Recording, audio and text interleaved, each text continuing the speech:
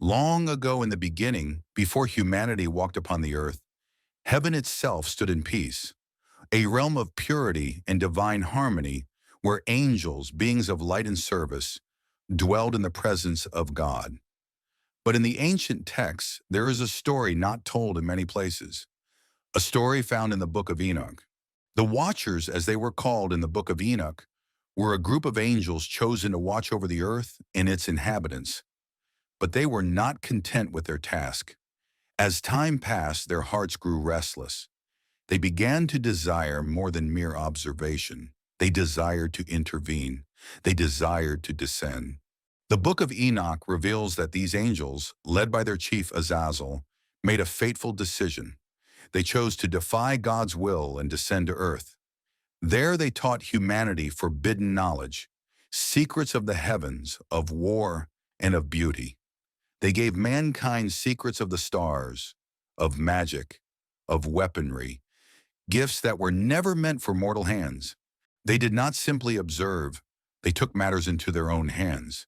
They took what was sacred and shared it with those unworthy, leading humanity into chaos, into corruption. And in doing so, they fell. The Book of Enoch tells us that God did not overlook their sin. In his justice, he cast the rebellious angels down into the abyss. They were bound by chains of darkness, imprisoned until the day of judgment. Their rebellion, while driven by desire and pride, came at a terrible cost. For God did not spare the angels who sinned, but cast them down to hell. 2 Peter 2:4. This was not just a punishment, but a reflection of divine justice.